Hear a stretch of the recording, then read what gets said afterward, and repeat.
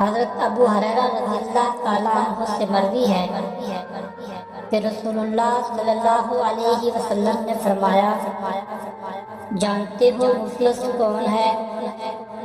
صحابہ نے کہا، ہم میں سے مفلس وہ ہے جس کے پاس نہ درہم ہے، نہ دینار، نہ کوئی ساز و سامان۔ آپ صلی اللہ علیہ وسلم نے فرمایا، میری امت کا مفلس شخص وہ ہے جو قیامت کے دن نماز، روزہ اور زکوٰۃ لے کر آئے گا۔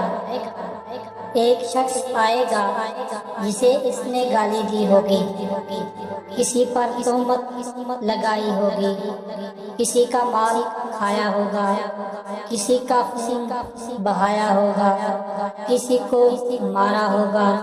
اس شخص کی نیکیوں میں سے اسے بھی دے دیا جائے گا اور اسے بھی دے دیا جائے گا۔